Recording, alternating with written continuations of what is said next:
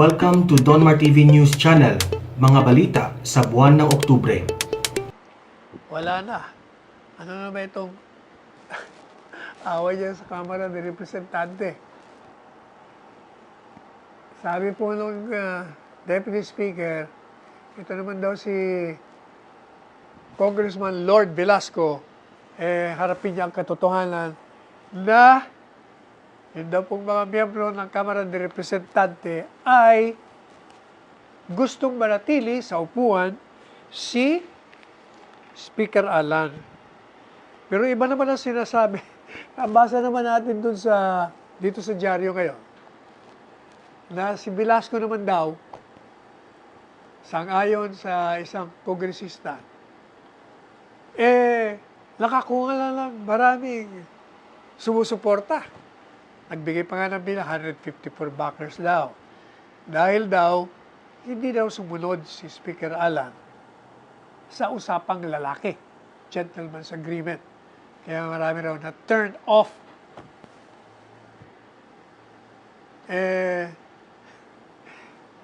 Sabi ko nga sa inyo, ang problema niyan, kung dahil hindi pagkakasundo ng dalawa, ay mayamot yung mga karamihan at biglang magkaroon ng botohan, iba ang lumabas. Naloko na.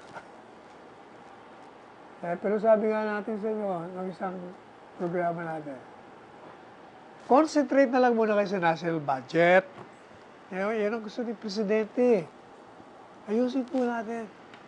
Kasi maapektuhan na naman ang maraming sektor sa ating lipunan. Pag wala tayong budget, national budget, hindi ba, isang taon, kaproblema tayo doon. Kaya, ito namang inquirer. Ano naman sinasabi ng inquirer? Strongman or indecisive leader? Nangangantsaw pa. Ito rin si Presidente, pinapakita na hindi niya kayang ayusin. Kasi, hindi naman daw siya sinunod. Paano nyo naman nalaman hindi sinunod kayo naman? Alam nyo, between us, huwag nyo na lang ikikwento sa iba. Hindi nyo kilala si Presidente Rodrigo Roa Duterte. This man is a master tactician.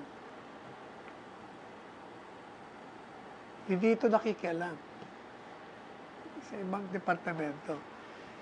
Pero siya ang nilapitan. Kayo ang nagpumilit na pumunta sa kanya. So it behooves you na makinig kayo kung anong sinabi ni Presidente sa inyo. Yun lang masasabi ko sa inyo. Meron pong wake-up call na masasabi si Pangulong Rodrigo Roa Duterte sa mga pangunahing ahensya ng gobyerno.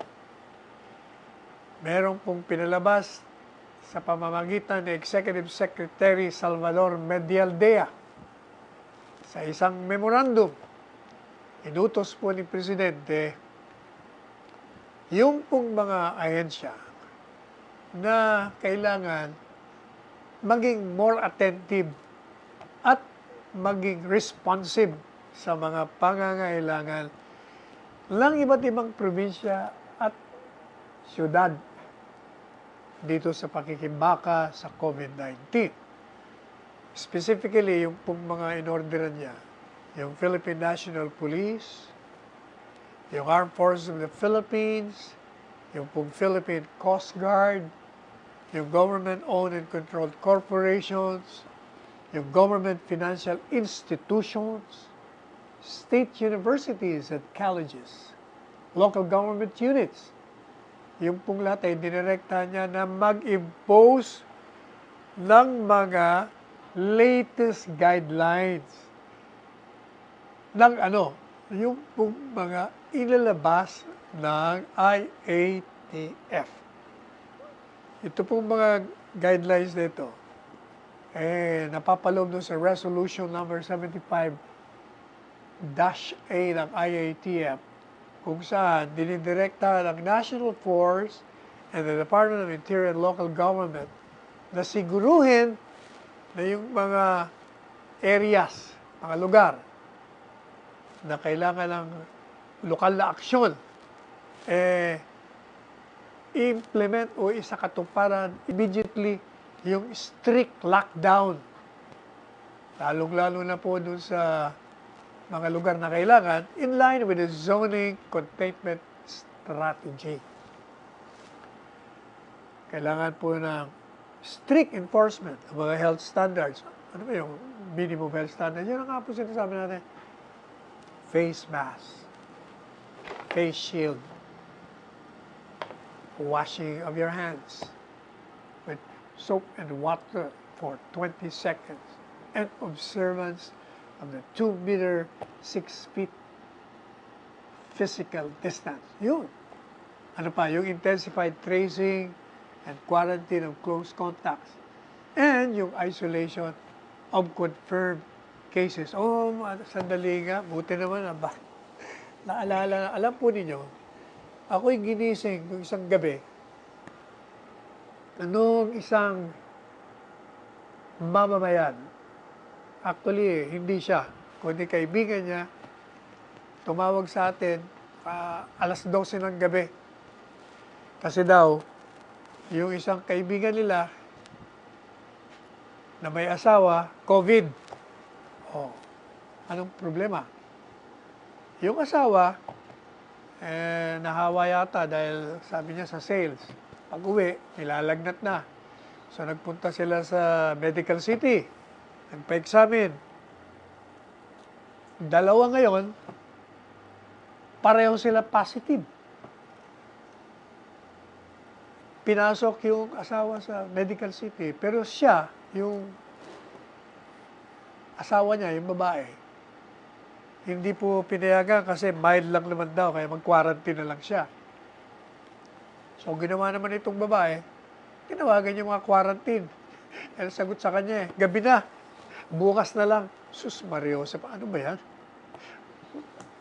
Bakit gano'n ang tugon natin? Sabi ko, panay ko pa naman anunsyo sa programa natin.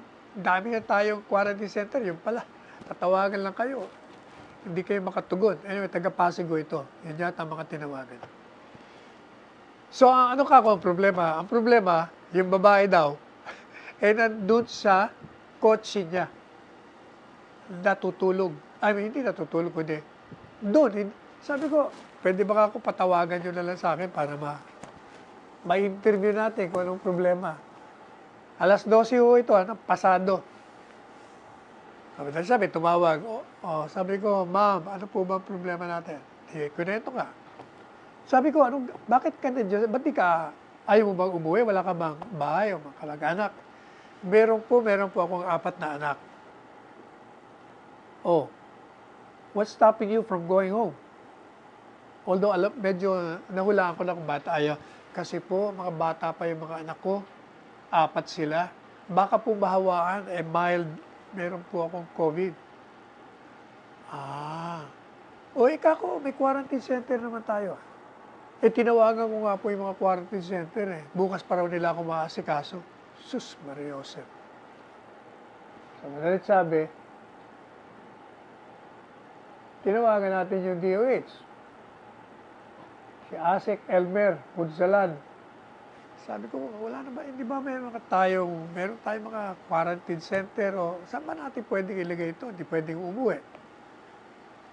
Madalit sabi, gumalaw naman si Asek Elmer Punsalan, tumawag sa East Avenue, nakausap naman natin yung doktor doon. Okay, sabi niya, ilipat. Nung sinabi ko ilipat, sabi niya, sir, may dumating na. Nalaman ho yata na may problema at kayo ang kinakausap ko. Di mabuti pala ka ako. Ano sabi? Dumiretso raw po ako sa Dahlia Motel sa Pasig. Kasi kako yung mga motel, ano yan, ginagawang quarantine center muna, pansamantala. Tapos daw, the following day na lang ako ililipat sa quarantine center. O di, sinabihan ko naman si Kelmer, mukhang okay na. Kung ano bang problema, tatawag na lang ako. O, nalit sabi, so, minonitor natin. Mga 1:30, tinawagan natin, kumusta ka dyan? Okay na po. At meron pong nurse na sumalubong sa akin dito sa Dahlia.